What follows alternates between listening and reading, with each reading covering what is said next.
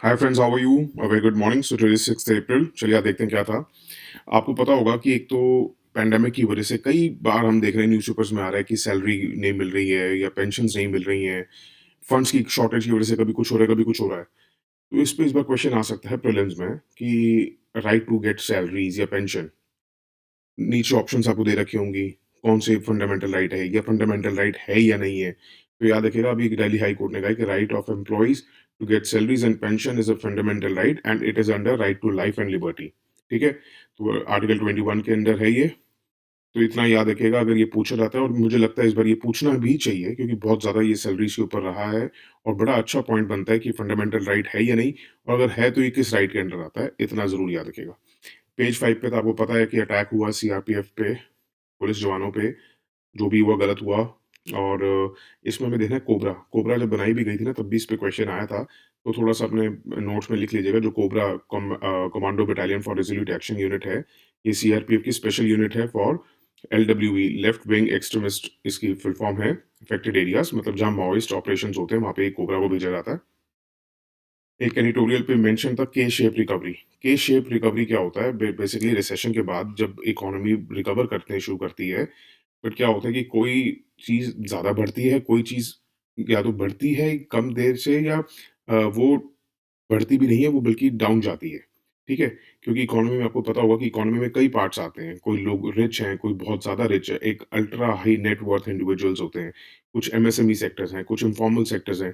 तो जब इकोनॉमी एक टाइम के बाद जब रिकवर करना शुरू करती है रिसेशन के बाद, तो कई बार क्या होता है कि कोई सेक्टर तो बहुत ज़्यादा ग्रो कर रहा होता है, कोई सेक्टर नॉर्मल ग्रो कर रहा होता है, कोई सेक्टर बिल्कुल डाउन जा रहा होता है।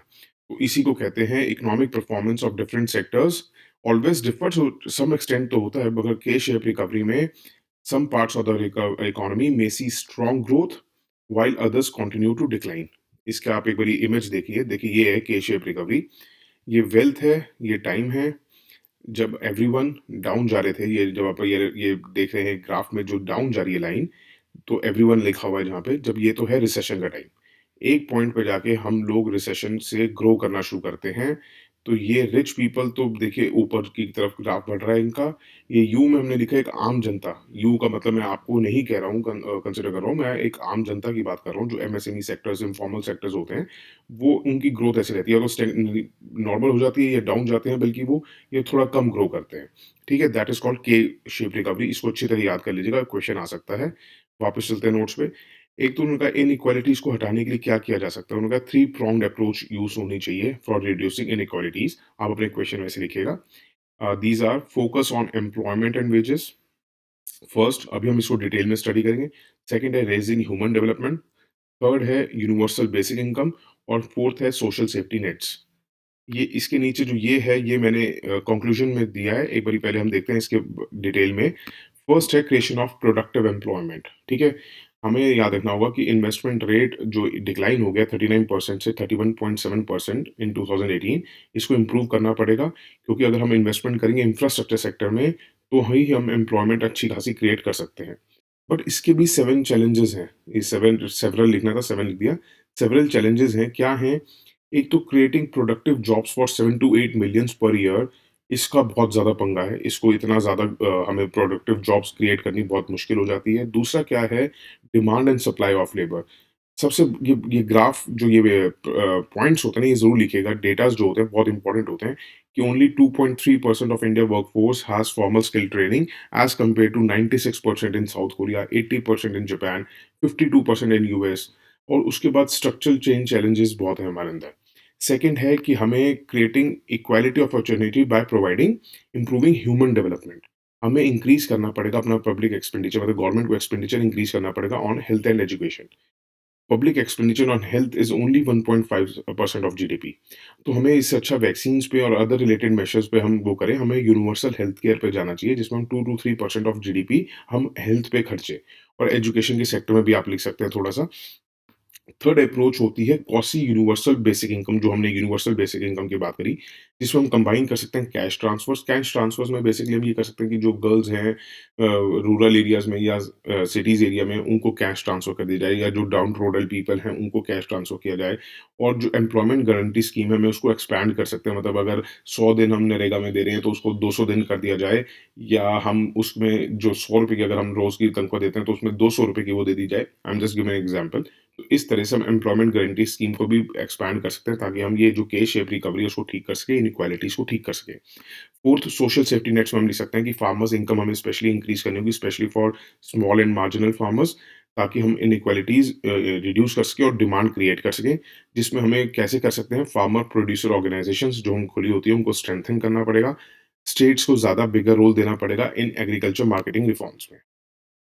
उसके बाद दोबारा आते हैं, उसके बाद ये कहेंगे इसके लिए पैसे कहाँ से आएँगे? तो enhancing tax and non tax revenues हमें एनहांस करने पड़ेंगे ताकि गवर्नमेंट के पास पैसा हो इन चीज़ों पे खर्चा करने के लिए। टैक्स जीडीपी रेशियो भी हमें रेज़ करनी पड़ेगी, टैक्स बेस हमें वाइडर करना पड़ेगा। रिचर सेक्शंस को हैव टू पे मोर टैक्सेस, और उसके अलावा हमारे को कदम उठाने पड़ेंगे जो इनइक्वालिटीज़ हैं between centre and states in finances, ठीक है? उसको भी रिड्यूस करना पड़ेगा। स्टेट बजट को और स्ट्रेंथन करना पड़ेगा हमें, ताकि वो अपना कैपिटल एक्सपेंडिचर कर सकें, फिजिकल इंफ्रास्ट्रक्चर पे भी, और हेल्थ, एजुकेशन और सोशल सेफ्टी नेट्स पे भी वो खर्चा कर सकें। ये आपका कंक्लूजन है, इससे ज़्यादा कुछ करने की ज़रूरत नहीं है, बहुत ब्यूटीफुल आंसर बन गया आपका। उसके बाद आता है, एक सेकंड मैं इसमें देख लूँ कुछ है तो नहीं क्या? नहीं। उसके बाद एक एडिटोरियल पे था कि जजेस के बारे में था कि सुप्रीम कोर्ट इधर होनी चाहिए, उधर होनी चाहिए। हमें जो निकालना है वो इम्पोर्टेंट ये है प्रीलिम्स के लिए कि कॉन्स्टिट्यूशन ने एम्पावर किया हुआ है चीफ जस्टिस को कि वो सुप्रीम कोर्ट की सिटिंग दिल्ली के अलावा या सर्किट बेंचेस के साथ-साथ कहीं और दिल्ली के अलावा भी कहीं कहीं भी कर सकता है। मतलब सपोज़ उसको बॉम्बे करने का मन है तो बॉम्बे, चेन्नई करना है चेन्नई। तो ये पावर किसके पास है? सुप्रीम कोर्ट ने कॉन्स्टिट्यूशन ने दे रखी है सुप्रीम कोर्ट के चीफ जस्टिस को। क्या दे रखी है किसको? सुप्रीम कोर्ट के चीफ जस्टिस को। पार्लियामेंट के पास नहीं है, सेंट्रल गवर्नमेंट के पास नहीं है, सीजीआई के पास है ये, ठीक है?